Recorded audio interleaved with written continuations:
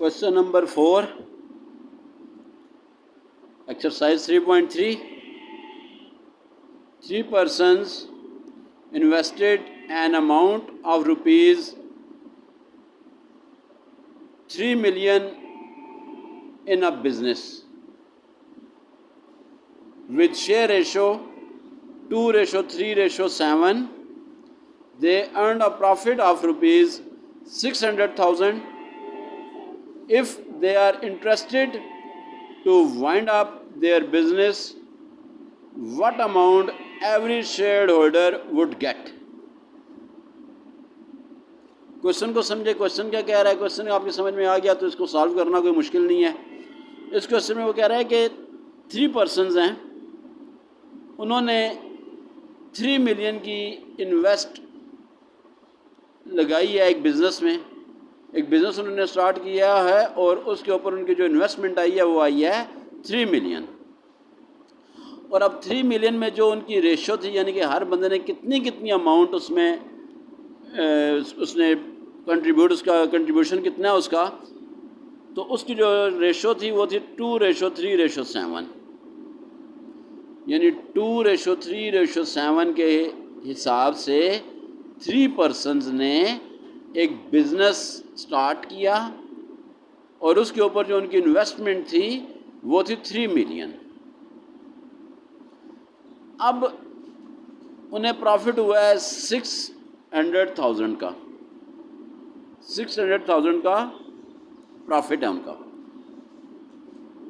अगर वो अपना ये कारोबार, अपना ये बिज़नेस ख़त्म करना चाहें, वाइंड अप करना चाहें, तो what amount every share holder would get, तो हर बंदे को कितनी अमाउंट मिलेगी, उसके शेयर के हिसाब से कितनी अमाउंट मिलेगी।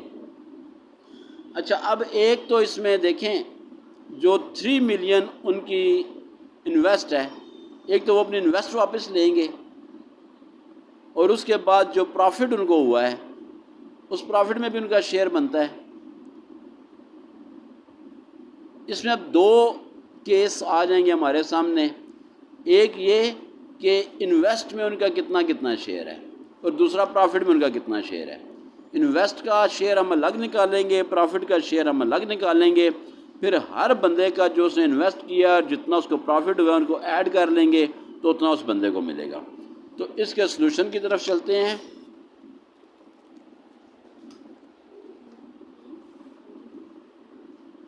क्वेश्चन 4, एक्सरसाइज 3.3, इसका सलूशन। अच्छा, पार्ट 1 इसका। पार्ट 1 मीन जो पहले जो उन्होंने इन्वेस्ट किया है हम उसमें शेयर्स इनके लेंगे। तो total amount invested 3 million. Ratio जो उनकी थी वो 2:3:7। Sum of ratio 2:3:7 is equal to 12। अब फर्स्ट शेयर, पहला शेयर ये 2/12 और 3 मिलियन मल्टीप्लाई करेंगे, कटिंग करेंगे। उसके बाद हमारे पास, क्योंकि ये मैं इसकी डिटेल में इसलिए जाना चाहता कि ये आपको पता है, पिछले जो क्वेश्चन हमने किए हैं, एग्जांपल्स किए हैं, उसमें ये आपको मैं समझा चुका हूँ, बता चुका हूँ। चलें फिर करा देता हूँ। जब 3 मिलियन को 12 से डिवाइड किया तो हमारे पास 250,000 आ गया। 250,000 को हमने 2 से मल्टीप्लाई किया तो 500,000 हमारे पास आ गया। ये क्या है? ये शेयर है फर्स्ट पर्सन का, यानी पहले बंदे ने उस कारोबार में, उस बिज़नेस में इतनी अमाउंट इन्वेस्ट की थी। अब हम सेकंड शेयर यहाँ पे लेंगे। सेकंड शेयर जो उसका रेशो है वो 3 है। 3/12 मल्टीप्लाई बाय 3 मिलियन, वही जब हम कटिंग करेंगे इसकी तो 3 मल्टीप्लाई बाय 250,000 तो 750,000। ये आगे इन्वेस्ट किसकी? दूसरे बंदे की, यानी दूसरा जो उसमें पार्टनर था उसने इतनी अमाउंट उसने शेयर की है, उसका जो कंट्रीब्यूशन था वो इतना था। अब थर्ड पर्सन का 7/12, क्योंकि उसकी रेशो जो 7 थी, सम ऑफ रेशो 12 है, 7/12 मल्टीप्लाई बाय 3 मिलियन। तो इसमें जब हमने मल्टीप्लाई कटिंग की 12 की 3 मिलियन के साथ तो 250,000 आ गया, मल्टीप्लाई बाय 7, तो हमारे पास जो थर्ड पर्सन की जो उसने जो इन्वेस्ट किया वो आ गया है 1,750,000। ठीक है जी। ये हमने क्या फाइंड किया? ये हमने फाइंड किया है कि इन तीनों ने कितना कितना इन्वेस्ट किया है। नेक्स्ट पार्ट 2, अब हम प्रॉफिट की बात करते हैं।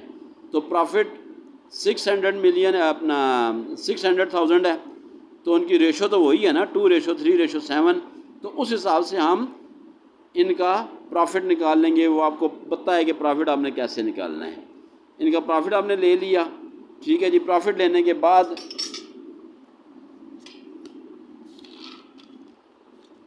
क्योंकि इसकी डिटेल में मैं इसलिए जा रहा हूँ कि ये आपको पता है कि प्रॉफिट हमने कैसे लेना है, तो वेस्टेज ऑफ टाइम ही है।